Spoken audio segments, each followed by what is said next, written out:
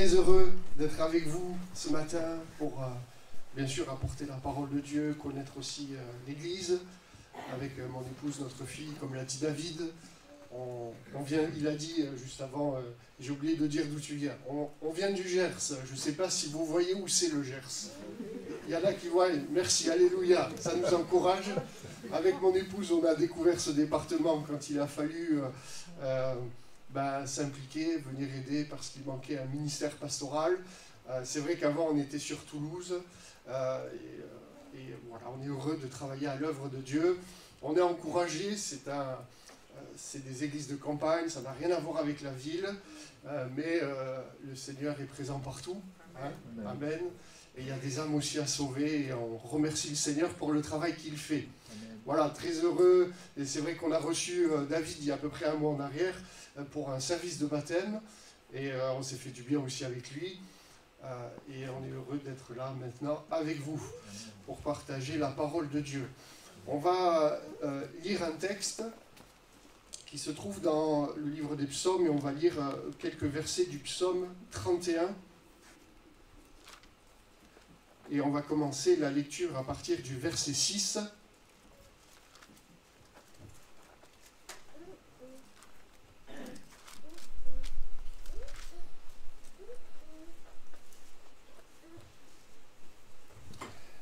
Voilà, vous y êtes. C'est affiché. Voilà ce qui est écrit, c'est un psaume de David, à partir du verset 6. « Je remets mon esprit entre tes mains, tu me délivreras, Éternel, Dieu de vérité. Je hais ce qui s'attache à de vaines idoles, et je me confie en l'Éternel.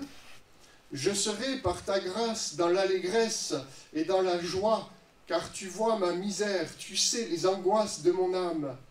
Et tu ne me livreras pas aux mains de l'ennemi, tu mettras mes pieds au large. Aie pitié de moi, Éternel, car je suis dans la détresse. J'ai le visage, l'âme et le corps usés par le chagrin. Ma vie se consume dans la douleur et mes années dans les soupirs. Ma force est épuisée à cause de mon iniquité et mes os dépérissent. Tous mes adversaires m'ont rendu un objet d'opprobre, de grand opprobre pour mes voisins et de terreur pour mes amis. Ceux qui me voient dehors s'enfuient loin de moi. Je suis oublié des cœurs comme un mort. Je suis comme un vase brisé. J'apprends les mauvais propos de plusieurs, l'épouvante qui règne alentour quand ils se concertent ensemble contre moi. Ils complotent de m'ôter la vie. Mais en toi, je me confie au Éternel. Je dis, tu es mon Dieu, mes destinées sont dans ta main.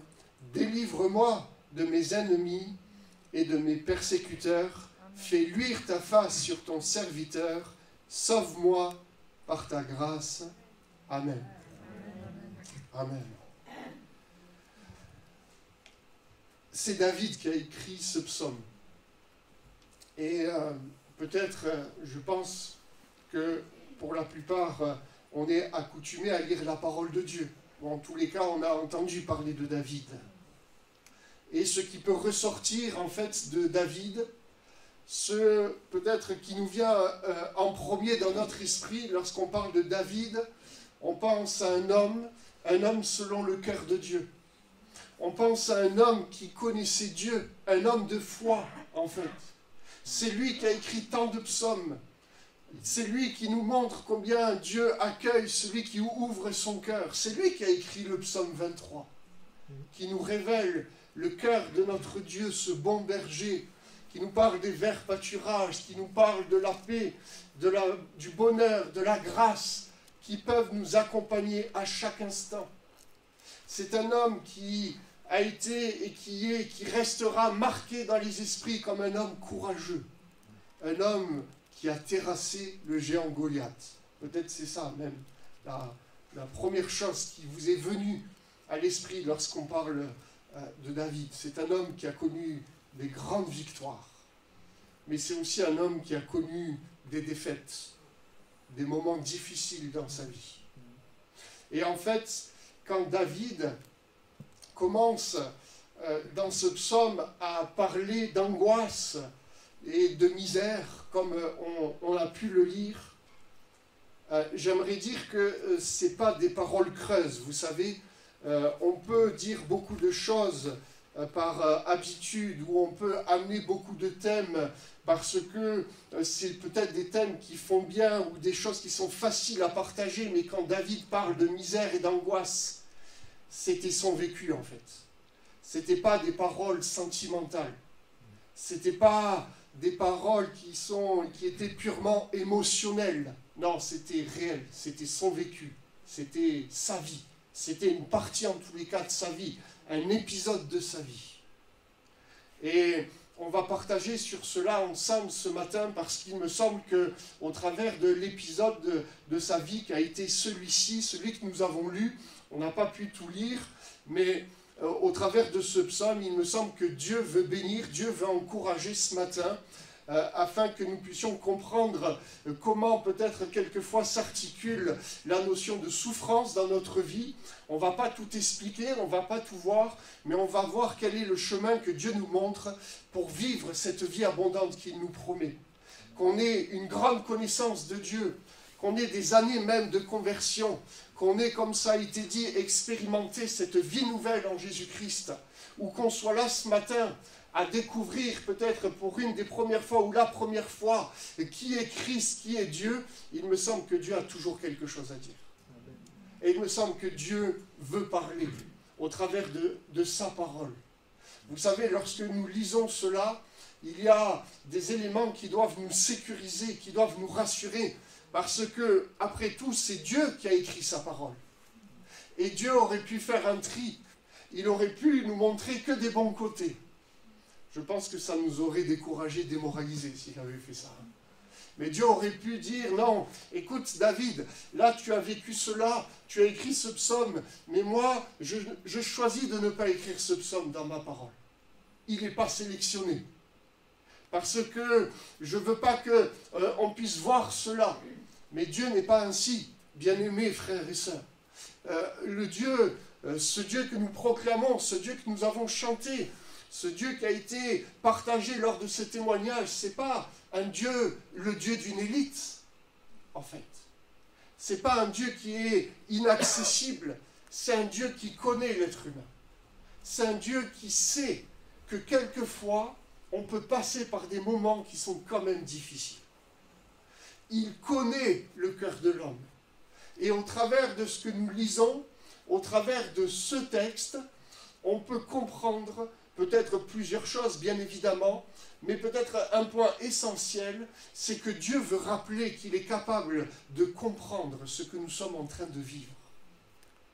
Dieu est capable de comprendre ce que tu traverses.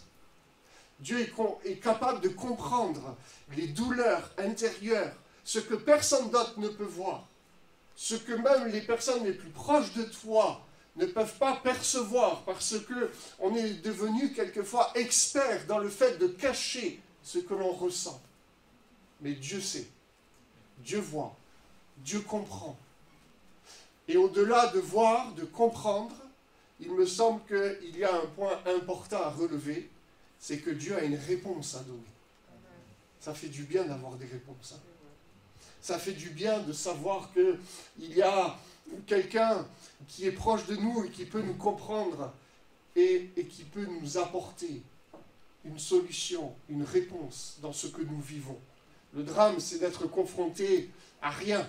Le drame dans nos vies, quelquefois, c'est d'être confronté à un vide, à du néant. Parce que si on se tourne autour de nous, il n'y a rien, il n'y a pas d'écho. Mais Dieu, lui, oui, il est capable de faire cela, frères et sœurs. Eh bien, Dieu a une réponse à donner. Dieu veut relever des points dans nos vies qui peut-être aussi auraient besoin d'être améliorés, que nous puissions progresser aussi sur son chemin. En fait, ce psaume, on pourrait l'aborder de plein de façons différentes. Peut-être David l'a déjà prêché tellement de fois. C'est un texte qui nous offre une possibilité de partage presque infinie. Mais alors que je méditais sur ce psaume, il y a une pensée qui est venu principalement sur mon cœur. Un point précis, si je pouvais dire. Un point auquel je n'aurais même pas du tout pensé en méditant ce psaume. Mais plaise à Dieu qu'il puisse parler ce matin à plusieurs et que ensemble nous puissions être encouragés dans ce que Dieu va dire. On a vu que David va dire au verset 8 et au verset 9, « Je serai par ta grâce dans l'allégresse et dans la joie ». Le dessin, il n'a pas été accepté du tout là. Je ne sais pas, ça veut dire complètement éliminé, hein, désolé. C'est pas retenu.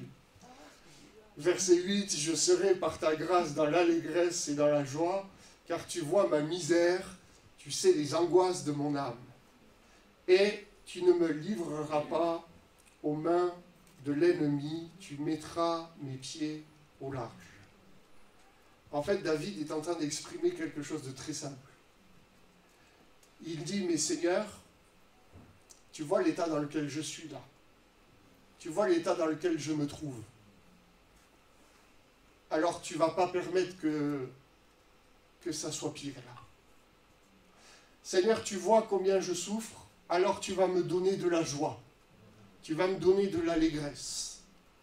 Et je le redis, peut-être que on connaît Dieu et on peut dire ces choses, mais même sans connaître Dieu, il y a cette pensée quelquefois qui s'imprime au fond de notre cœur où on a envie de connaître autre chose.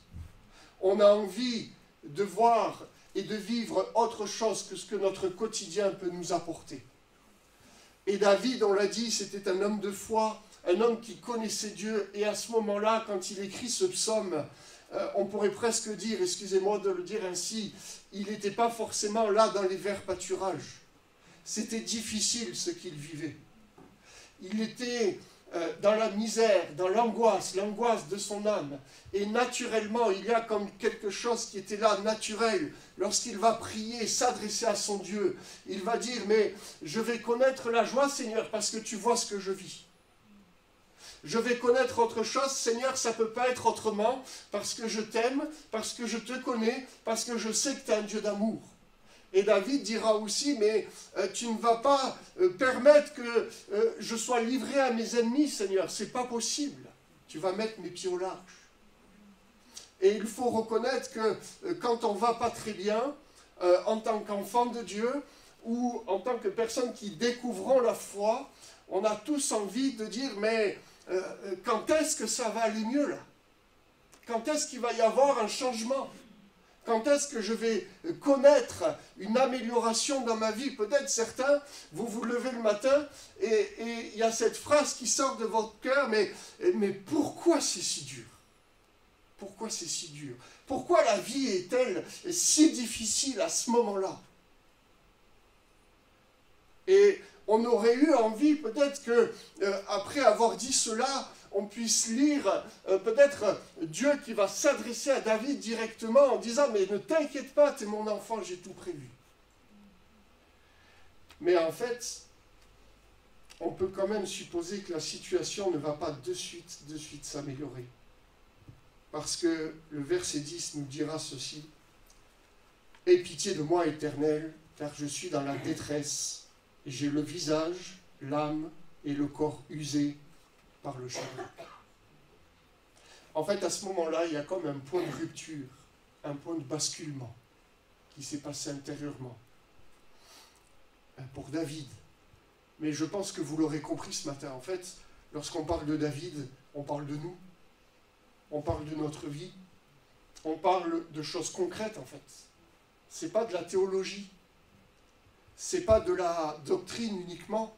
La parole de Dieu, c'est ce miroir, ça nous renvoie à notre vie, notre quotidien, ce que nous vivons le matin, au travail, dans le bus, peu importe où finalement. C'est ce à quoi nous sommes confrontés constamment. C'est du concret, c'est du réel. Et je le redis, Dieu n'est pas déconnecté de notre réel. Et alors que David espérait tellement, peut-être c'était, et très certainement c'était difficile, Seigneur, tu m'aimes, mais je vis des choses compliquées. Seigneur, je sais que tu as amour, mais pourtant, là, ma vie, je vis des choses qui quelquefois peuvent m'amener même à remettre en question cet amour. il y a un point de rupture. Il y a comme un effondrement qui se passe pour David. C'est difficile. Je suis usé, rongé par le chagrin. Et j'aimerais qu'on puisse prendre un peu de hauteur par rapport à David et peut-être à ce psaume un instant. Parce qu'alors que je méditais sur cela, il y a comme cette parole qui est venue toucher mon cœur. Et il me semble que c'est peut-être pour plusieurs, certains en tous les cas, je pense ce matin. Parce que, en essence, David exprime le fait qu'il a eu des attentes, mais que ces attentes n'ont pas été comblées. Et je sais ce matin que peut-être quelques-uns, plusieurs, vous vivez ça. Vous vivez le fait qu'il y a des attentes dans votre cœur, des attentes dans votre vie. Et les attentes, c'est quelquefois des choses qui peuvent être légitimes. On a tous des attentes. On a tous des désirs, des envies. Ça peut concerner la santé, ça peut concerner l'affection, la solitude, le domaine professionnel, familial, moral, intérieur. Il y a tellement de domaines. Et qu'on connaisse Dieu ou qu'on découvre la foi, il y a au fond de nous, en tous les cas, ces attentes qui peuvent être là, où chaque matin, chaque situation, cela nous renvoie le fait que ce que j'attends n'est pas encore là. Ce que j'espère, je ne le vois pas. Ce que je désire, je ne l'ai pas. Et d'une certaine manière, en fait, David était dans ce cas-là.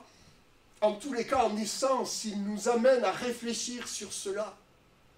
Ou alors qu'il y a des choses difficiles qui sont dans sa vie, il y a ces attentes, ces espérances, ces envies qui disent « Mais Seigneur, je veux vivre autre chose.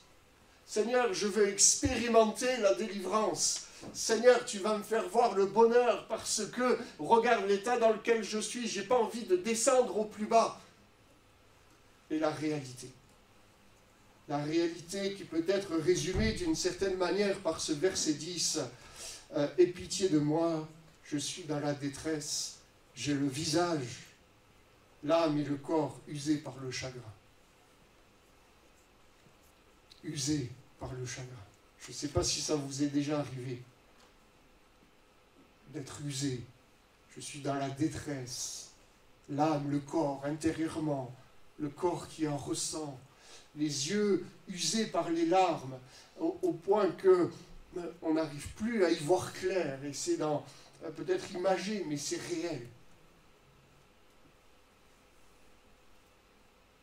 Et vous savez, il y a quelque chose qui peut prendre place lorsqu'on peut vivre ces choses, lorsqu'on est constamment motivé par ces attentes, mais ces attentes qui ne sont pas comblées, c'est que ça peut créer en nous comme un basculement qui fait qu'à des certains moments, on peut dire « mais j'aurais jamais pensé vivre cela, j'aurais jamais pensé agir comme ça, j'aurais jamais avoir même ces pensées qui viennent. » Et pourtant, c'est ainsi. On peut dire que pour David, ce qu'il est en train de vivre, ça a même balayé ce qu'il a pu expérimenter avant. Parce que là, il n'est plus question de la victoire de Goliath, en fait. Il n'est plus question des victoires qui sont passées. Il n'est plus question de tout ce qu'il a pu réussir. Il est question du présent. Et dans le présent, c'est son corps qui est touché, c'est son âme qui est touchée, c'est le chagrin qui remplit sa vie, qui est là dans son quotidien. Et on a envie de dire, mais Seigneur, y a-t-il une solution? Alléluia, oui, il y a une solution. Sinon, on ne serait pas là ce matin. Hein. Sinon, on ne serait pas là. Je ne sais pas si vous avez déjà expérimenté cette lassitude, cette fatigue, le fait d'être usé, le fait d'espérer sans voir. Je pense qu'on est tous en fait confrontés à cela. Je pense que d'une certaine manière, on a tous quelquefois ces sentiments qui viennent s'imprimer en nous, on ne sait plus comment faire pour s'en débarrasser, excusez-moi de le dire ainsi. On ne sait plus comment faire pour plus penser, pour plus tourner nos pensées continuellement dans le même sens. On n'arrive plus à voir autre chose. On est focalisé uniquement sur notre besoin, sur ce qui se passe.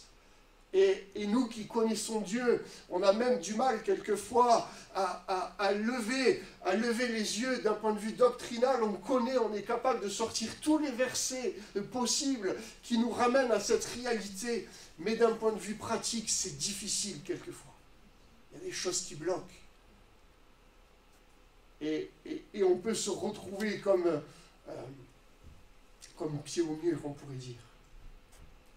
Et j'aimerais dire que l'ennemi de nos âmes, en tous les cas, peut profiter, je ne sais pas si le terme est adéquat, profiter de ces moments que nous vivons, pour venir créer, peut-être susciter cette pensée en nous, où finalement l'amour est touché, l'amour que nous pouvons ressentir, vivre avec le Seigneur, et aussi cette certitude de savoir finalement, cette question qui est peut-être universelle, mais finalement, est-ce que Dieu m'aime? Vous ne vous l'êtes jamais posé cette question? Finalement, est-ce que tu m'aimes? Est-ce que tu m'aimes vraiment, sous-entendu? Seigneur, est-ce que tu m'aimes pour que je traverse cela? Est-ce que tu m'aimes vraiment? Si oui, alors comment ça se fait que je vis ça?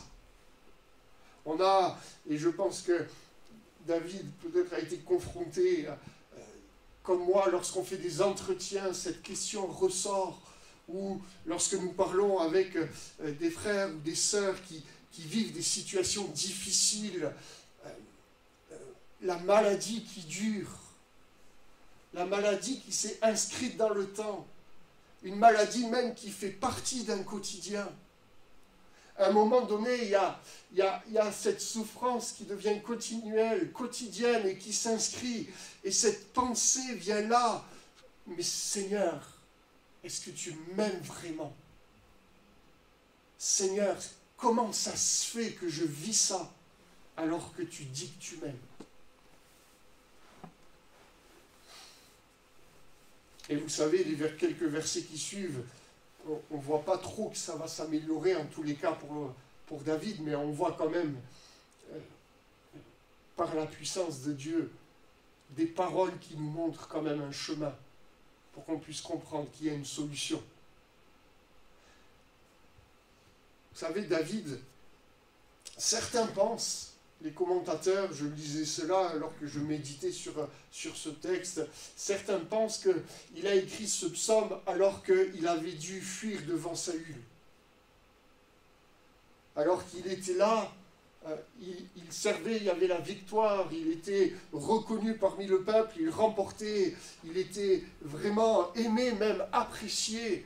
Mais vous connaissez, ou en tous les cas, je résume rapidement, le roi Saül a commencé à avoir vraiment de la haine contre lui, de la jalousie malsaine, et certains pensent que lorsqu'il a écrit cela, c'est lorsqu'il a dû fuir, parce que le roi voulait tuer sa vie, en voulait à lui. Ce que je veux dire par là, c'est que lorsque David écrit ces versets, en fait, il avait reçu la promesse de la part de Dieu. Il avait reçu l'onction de Dieu pour être roi. C'est-à-dire que Dieu lui avait parlé, en fait. Dieu lui avait donné des promesses pour sa vie. Et peut-être au milieu de nous, ce matin, il y a des personnes qui ont reçu des promesses de la part de Dieu. Des promesses précises. On peut parler d'onction, peut-être même, je ne sais pas, quelqu'un a reçu un appel pour servir le Seigneur. Je ne sais pas, quelque chose de précis de la part de Dieu. Et David, avec ça, tout ce qu'il avait reçu, lorsqu'il commençait à gagner, peut-être lorsqu'il a commencé à abattre Goliath, lorsqu'il a vu ses victoires, il s'est peut-être dit naturellement, mais ça y est, je vais rentrer dans le plan de Dieu. Et combien de fois ça nous arrive où on voit Dieu exauce nos prières, Dieu nous parle, où on vient ici dans ce lieu, on est touché par la parole, on est touché par les chants, on est touché par les sketchs, les témoignages, et on sent, on se dit, mais ça y est, le Seigneur me parle, il y a quelque chose qui se passe. Et en même temps, il y a quelque chose qui fait qu'on est proche de basculer parce qu'on vit des choses difficiles. Et David, qui avait en perspective ces promesses de Dieu, il y a comme quelque chose qui fait que il vivait l'inverse finalement. Il vivait l'inverse. Et vous savez, il y a, dans ces versets, il y a des points qui peuvent être relevés parce qu'il y a des mécanismes qui peuvent prendre place lorsque nous vivons des choses difficiles. David dira, mais au verset 12, « Tous mes adversaires m'ont rendu un objet d'opprobre, de grand opprobre pour mes voisins et de terreur pour mes amis. Ceux qui me voient dehors s'enfuient loin de moi. » En fait, David est en train de dire que finalement, il est devenu comme un ennemi pour les autres. Ça ne vous est jamais arrivé? Je me souviens de tous ces témoignages qu'on peut entendre, ou des jeunes. Je me souviens de cet homme qui m'avait dit, mais, alors pasteur, le jour où je me suis donné à Jésus, j'étais tellement content. Ce que la sœur a témoigné, la paix, j'ai vécu quelque chose. Je suis rentré à la maison. Il y avait mon père qui était là. Et j'ai dit, mais papa, j'ai donné ma vie à Jésus. Et il m'a dit à ce moment-là, je me suis pris un coup de poing. Et mon père m'a dit, ne remets plus les pieds dans la maison. Ou l'autre devienne des ennemis. Il y a des fois, on ne comprend pas ce qui se passe. Je me souviens de ce frère qui témoignait il y a quelques jours, quelques semaines en arrière. Il commence un travail. Le Seigneur lui a donné un contrat, un CDI. Il priait avec son épouse pour avoir un CDI. Parce qu'il savait que le Seigneur les a conduits. Et ils avaient cette certitude que là où ils étaient, c'était la place que Dieu avait prévue pour eux. Alors ils se sont dit, mais Seigneur, tu nous as conduits là, il faut un travail, tu vas nous donner un travail. Et ils priaient pour avoir un contrat, un CDI, et ce frère était tellement heureux. Ça y est, le Seigneur m'a donné un contrat. Et c'est un frère qui aime partager sa foi, aime témoigner. Et une fois, il vient à la réunion, il était là, brisé intérieurement. Le visage, peut-être pas, ça ne se voyait pas parce qu'il était pudique, mais l'âme, le corps usé, détruit, rongé par le chagrin, parce qu'il témoignait. Il y a quelqu'un à son travail qui a dit, écoute, maintenant, tu arrêtes. C'était même pas uniquement par rapport à sa foi, c'est devenu personnel. Maintenant, tu arrêtes, parce que si tu continues, même à me dire bonjour, je vais réagir violemment contre toi. Il y a des choses qu'on ne comprend pas, où les autres peuvent devenir ennemis, où ceux que nous avons aimés peuvent nous abandonner. Et peut-être quelques-uns, vous avez vécu ce sentiment où dans une amitié, vous vous êtes donné, vous avez été présent, vous vous êtes investi même pour venir en aide à des personnes qui avaient besoin. Vous avez donné de votre temps, vous avez donné de votre argent, vous avez ouvert peut-être même votre maison.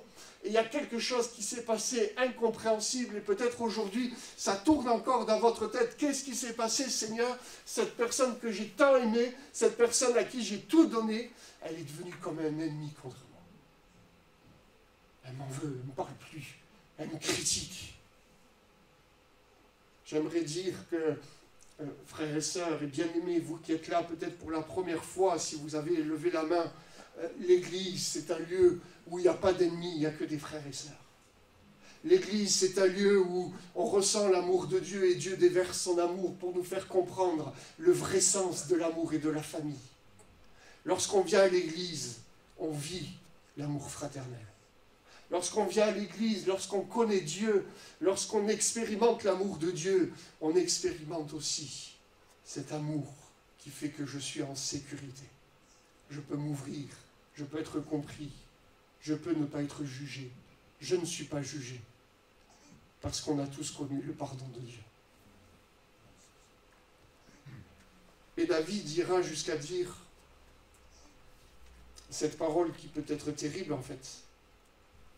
Je suis oublié des cœurs comme un mort, je suis comme un vase brisé. Je ne sais pas si ça vous est déjà arrivé de dire ça. Je me souviens de ce jeune qui disait sans cesse. Il dira ces mots dans ces moments d'intimité au Seigneur. Il dira, mais Seigneur, je suis marqué au fer rouge. Comment je vais faire pour avancer dans ma vie? Comment je vais faire pour avoir un beau tableau sans tache bleue, hein? Ou un meilleur tableau que celui qui est tombé, hein? C'est-à-dire, comment je vais faire? Je suis un vase brisé. Je suis oublié des cœurs comme un mort. Je suis inexistant pour mon entourage. Vous avez déjà vécu ça? Je suis méprisé.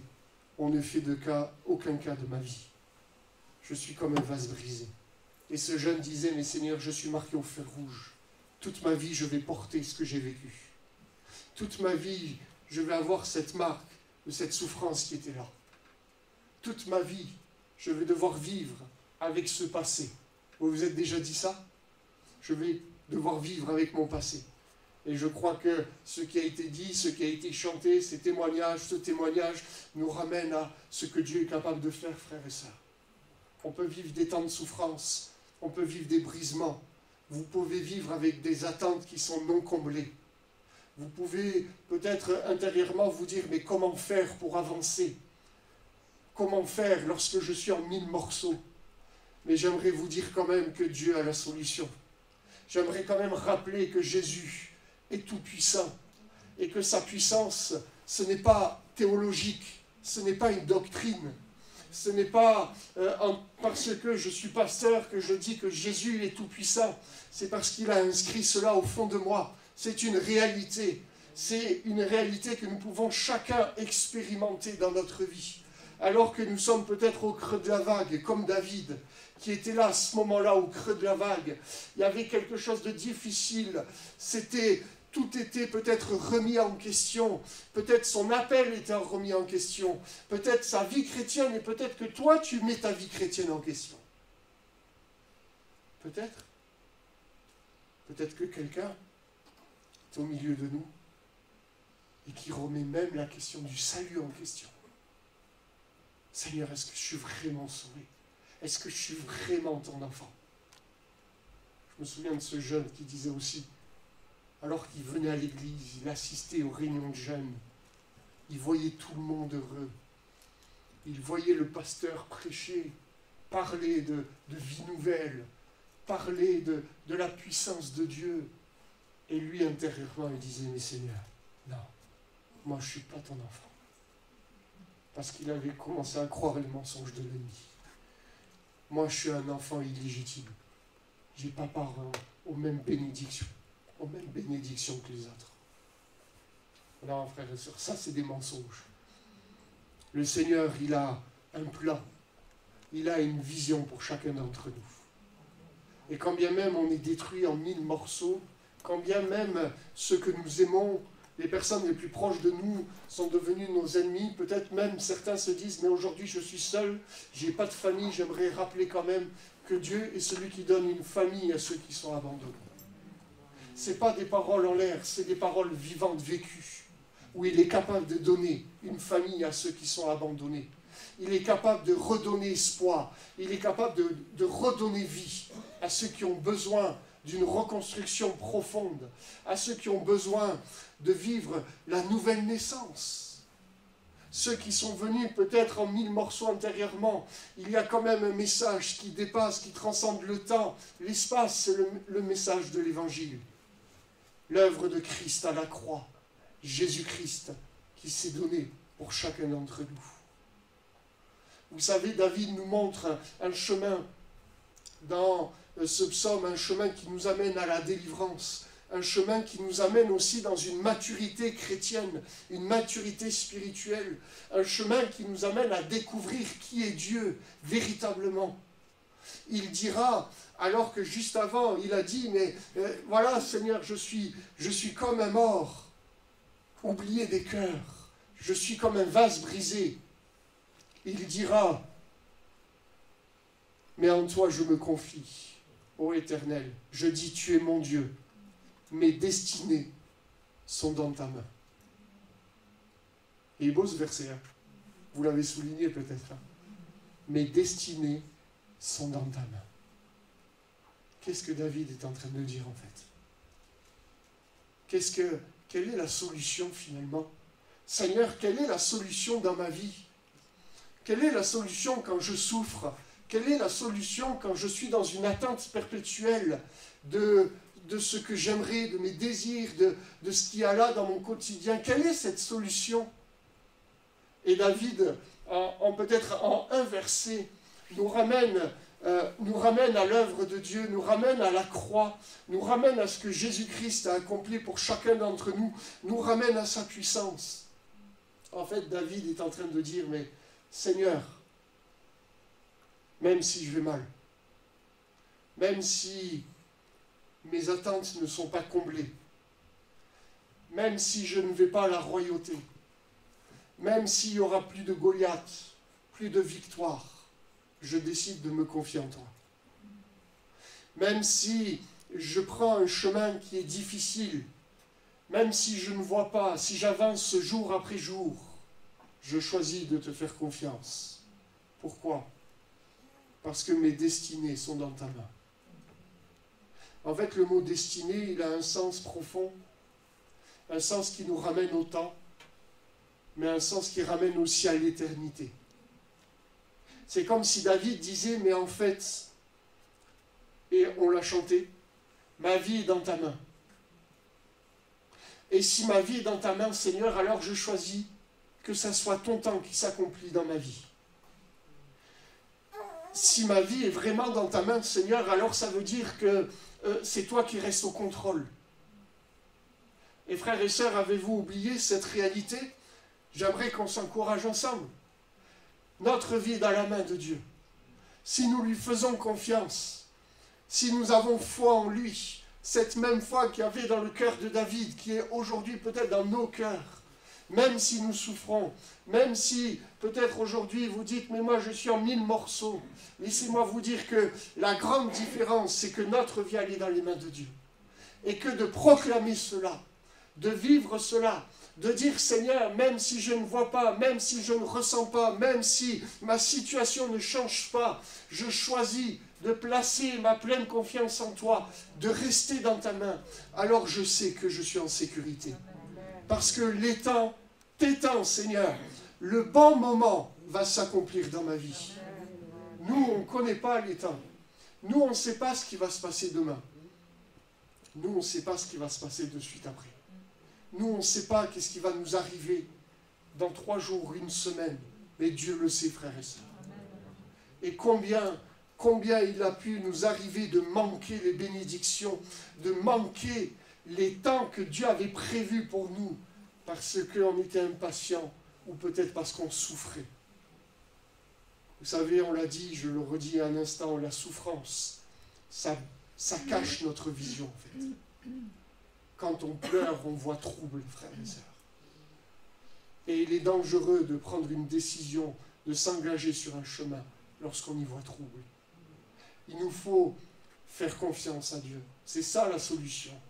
Le sacrifice de Christ, frères et sœurs, c'est, et bien aimé, c'est une décision de foi qui fait qu'on peut se l'approprier. Pour le monde, c'est une folie. Pour le monde, c'est quelque chose qui est dénigré. Mais nous savons la puissance qu'il y a derrière l'œuvre de la croix.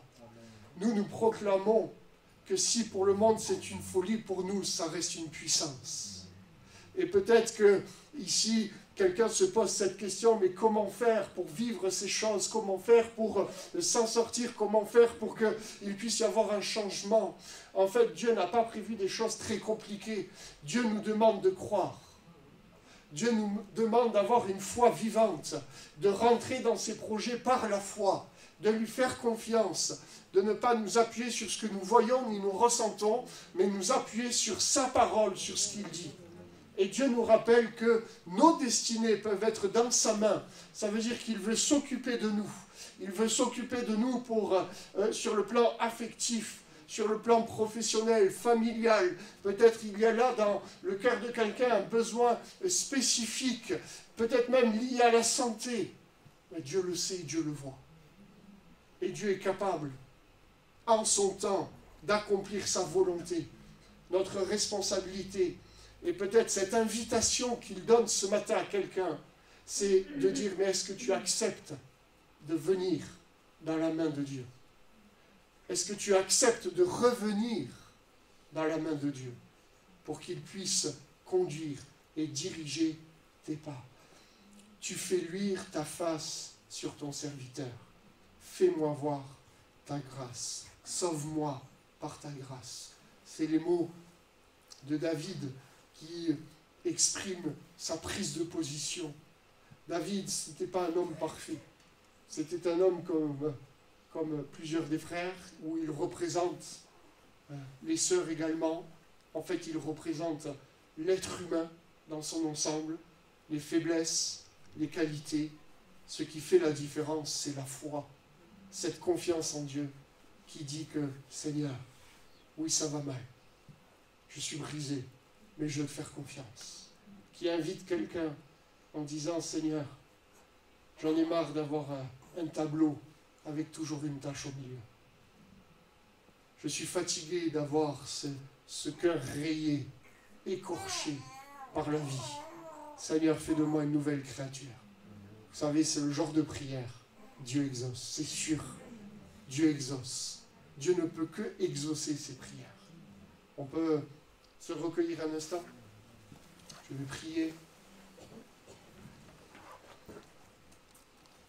Seigneur, merci pour ta parole. Merci pour l'exemple que tu nous montres à travers de la vie de David, cet homme qui, dans ce moment difficile, a su se positionner en toi. Seigneur, tellement de fois nous sommes tentés peut-être de baisser les bras. Tellement de fois nous sommes dans l'incompréhension, dans le flou. Nous ne savons plus où aller. Nous sommes heurtés de toutes parts quelquefois, et peut-être au milieu de nous, Seigneur, il y a quelqu'un qui a été tellement de fois heurté, qui ne sait plus comment se redresser. Seigneur, tu nous dis que toi, tu es capable de relever.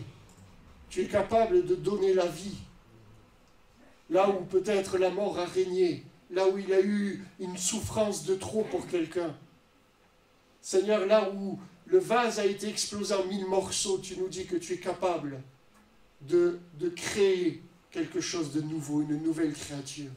Tu es capable de faire de nous des vases d'honneur, des vases d'argent, des vases utiles pour ton œuvre.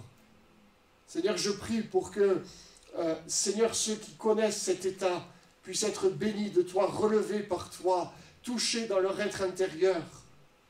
Que ceux qui souffrent, Seigneur, qui ont les yeux usés, le corps usé, l'âme usée par le chagrin, l'angoisse, la misère, qu'ils puissent, Seigneur, prendre cette décision de rester dans ta main et que tu puisses les conduire à bon port. Oui, Seigneur, merci. Merci de le faire. Nous savons que tu exauces ces prières. Seigneur, peut-être au milieu de nous, il y a quelqu'un qui aimerait connaître le fait d'avoir un beau tableau blanc. Seigneur, naître de nouveau. Seigneur, je prie pour que tu puisses, par tes cordages d'amour, l'attirer à toi et qu'il puisse découvrir en toi la paix que tu offres, le pardon, la réconciliation. Oui, Seigneur, merci pour ton sang qui a coulé, Jésus. Merci pour la croix.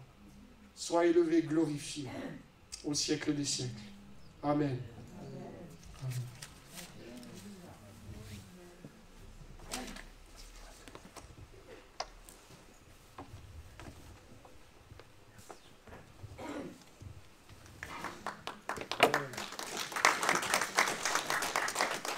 Merci Seigneur pour sa parole, croyons qu'il parle. Je ne vais pas en rajouter, mais que encore cette semaine, eh bien, nous confions dans l'Éternel. Amen. Et rappelons ces paroles à nos cœurs toute cette semaine. Nos destinées sont dans sa main, le temps, le plan, tout est dans sa main. Nous lui faisons confiance. Amen. Merci au Seigneur pour sa parole, sa présence. Merci à son serviteur Jonathan pour nous l'avoir délivré et se tenir devant Dieu pour nous. Voilà, que Dieu vous bénisse tous et on se retrouve jeudi à 20h. À bientôt.